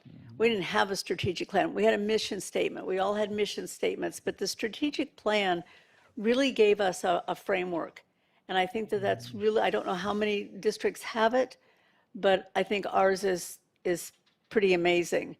I think that our cabinet and the echelon down is pretty solid here. I think that we could not function without Mrs. Dunn. I think that, we go one day without her, and seriously, that's not to be facetious, because she does amazing things. But I think the person that we have, I think Mike has been able to work very closely with Mrs. Dunn, and I think that the new person has to be able to work very closely with Mrs. Dunn, because she knows the framework of what we need to do, and he needs to come in and pick it up. He or she needs to come in and pick it up and make it work. I think that I look at our schools, and I'm not a Pollyanna. I know that there are things that are wrong, but I look at our schools and I look at the graduates last night that I gave diplomas to. These kids are thriving, not all of them. And I think, as we've said down the line, we need to work on some of that. We need to work on helping our homeless children. I was blown away the first time I realized how many homeless we had in the area. We're a very affluent city, but we have homeless children. So it's something that those are the two. Very affluent city, that's a big plus. A lot of people are willing to help. I think the superintendent needs to be able to, and has been able to, pull some of that help forward. And that's the face of the community type of thing that the superintendent has, to be able to go to the Wish Foundation or go to some other foundation and pull money in by the sheer exuberance of their being. I think those are really things that our district has the ability to do. I've worked with 10 nonprofits or to help kids, the Boys and Girls Club being just one.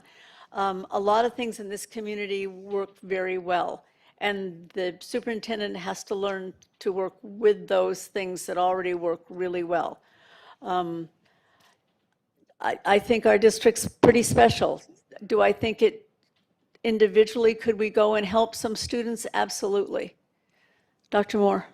Well, and as President Storley mentioned, if I may, there was a combination of not only strengths, but also some challenges that we're trying to capture as well. That's good. Okay, so you want us to do both like that, or Oh, just? That's right, we can handle, that's right. Please. Okay, so I agree with everything Mr. Early said. Just kind of in the interest of saving time, I know we need to get to closed session too. I would say that our biggest strength, to me, is our people. Your people are your biggest asset. They just are. And I think you have to always recognize that. I think that because of that, people are drawn to our district, right? The challenge for me is declining enrollment. And it's a special challenge for me because I think we could do more. When I looked at the number, when we had our report of the students who could be in our district but aren't, I think we have to figure out what's happening, why they aren't staying in our district, and that's a challenge for me. Please join us. Affordable. Hi, Mr. Webb. We were talking Did about you hear, you. did you come because you heard us talking about you? I think affordable housing is also a challenge Okay. in our community, and it's impacting, of course, declining enrollment because new families can't afford to live here, young families. But again, we have tons and tons of strength. That's good. Two of my kids have gone on, they're adults now from here, and my youngest he loves school. And that's not typical for a junior high student. So I just look at that because it's the people. Yes. Good. Mr. Messina? Strengths and challenges? I think I agree with Dr. Moore. I think our people, the teachers the teachers that really have a heart for the kids, and we have a lot of them. I think the majority of our teachers is that way. I also think that, when it comes to the classifieds, when it comes to whether it's custodians or the technology department, they also care. So when we say our people care, I want to make sure that we, they love what they do, they understand what they do, they take pride in what they do, and they make sure that, they're doing a great job doing it. I think our weaknesses from all the years that I've been on the board at this point, there's still an underlying fear, apprehension for teachers, parents, employees, and I realize in every business, not everybody's going to be happy. People just are always got something to complain about, but there's been legitimate gripes over the years that I think we need to really put forward and start taking care of. I think that we get stuck in, I call it the education mindset. This is the way it is, this is the way it was, this is what Ed Code says, and we need to start getting in that mindset of how do we fix it? How do we change that? Instead of looking at Ed Code and saying we can't do that, let's look at what we need and then try to figure out how to make it fit into Ed Code or what have you. So that's why I said earlier, we need more innovation. It can't just be, we're supposed to have this class, this class, this class. We did this many credits and a discussion. That seems to be the norm to a degree. That local control is so important. Yeah. Yes, sir. Ms. Wilson? Well, Hart is a premier district, so I think that we are attractive to those who have the ability and the desire to lead. Our affiliation with colleges, sports, academics, Boys and Girls Club, churches. And to quote one past superintendent, we are unique because our teachers are well taken care of, but more importantly, respected. And I think that is unique. And I think part of it might be because a lot of our teachers are in this community. And something that I have repeated and seen again and again is what I call above and beyond. Everybody who has a role, not everybody, but a lot of individuals, whether it's certificated, classified, cabinet, board, teachers, I already said teachers, saying them again, and parents and students, they go above and beyond. It's very unique, and you can see it wherever you look in different communities, different schools. It's really exciting and inspiring to me to look and find out the stories, the levels that people will go to because they're just interested in contributing to the overall good of the community and specifically the student. I was reading in a book recently, The Anxious Generation by John Haidt. Hopefully everybody's going to read that because we're all dealing with this current generation. And he was talking about something that sociologists have found recently with communities and societies is that people are kind of detaching themselves. They're not as involved as they used to be. It's kind of the idea that we used to hear, it takes a village, is kind of people just don't want to get involved. It's not the case here. And I think that's something that makes our community unique, is that people are willing to get involved. They are willing to say, yes, you know what, maybe my son or daughter is not in that particular group, but I would love to help. I would love to, stay a couple extra hours to help, or bring some this or that or the other thing that is needed. And I think that's something that is unique to our community. President Storley talked about how unique our community is. And I think that's one of the reasons why. Something else that I think is a strength that a candidate will be very interested in is the harmony of the board. We've talked about how we all are very individual, we're very unique, and we all have different opinions and ideas, but we're also unified. And so you'll see a lot of the things that we vote on are voted on by the majority, but that's after some research on each individual's part, after some discussion, and some, trying to figure out how to meet various needs. But I think that's going to be appealing to our new superintendent. So. Certainly that superintendent board relations is the nearest thing to a marriage that I know I've ever encountered. Same with Dennis as well. Mr. Jensen? 3 strengths come to mind quickly. One is the very dedicated teachers that we have. So there's a lot of strengths and weaknesses. I can come up with a whole bunch, but 3 things quickly come to mind. One is the great dedication of our teachers. The second is the outstanding extracurricular activities that we have in our district, not just athletics, but band, choir, drama. We have terrific extracurricular activities in our district, and I would say much heads and shoulders above a lot of other districts. And third is the community involvement that the community has with our district and that our district has with the community. It's reciprocal back and forth. That's very special and unique in our district. So those 3 things stick out to me really clearly. I can come up with more, but I'll leave it at that. And then from a weakness standpoint, declining enrollment is a big challenge. Cost of living in our community is a big challenge.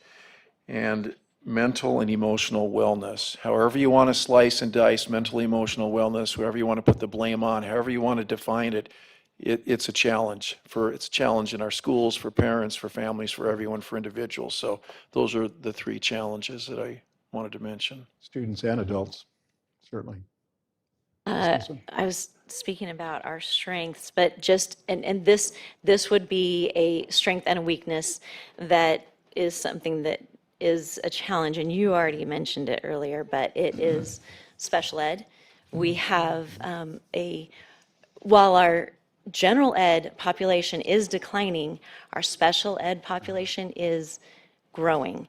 And so we need somebody who can meet that challenge / opportunity. Sure. We have in our community, that challenge is being met with success in many sites, and so that's just another consideration. President Storley, okay to go into closed session now? We have one more item. Oh, do we? I'm sorry. Consideration of appointing representative to act as liaison if the board determines it necessary to appoint an interim superintendent. That's something we're considering, is appointing a representative to act as liaison if we decide. I guess the first thing we should do is talk about do we think we need an interim? You can talk about that in closed session, but Okay. if you decide that there is going to be an interim, if I could just read this, it says Superintendent Coleman is leaving the district on June 30th after discussion of potential superintendent search timelines. If the board determines that appointment of an interim superintendent will be necessary, they can appoint a representative to work with legal counsel and any potential candidate on mutually agreeable terms. No appointment will be made at this meeting. Any potential contract would be presented to the board at a future meeting.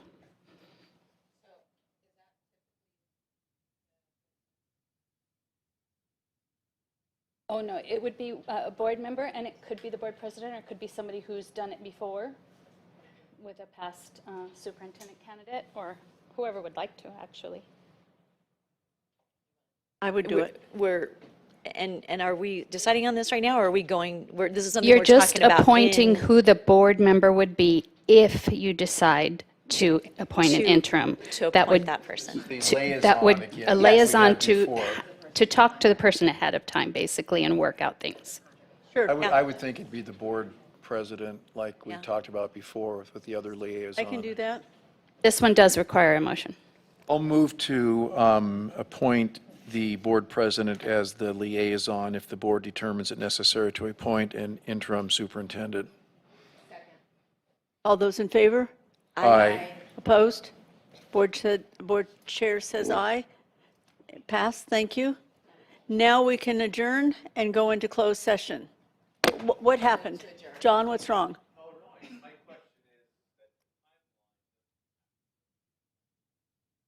No, that's not what we're doing. We just, okay.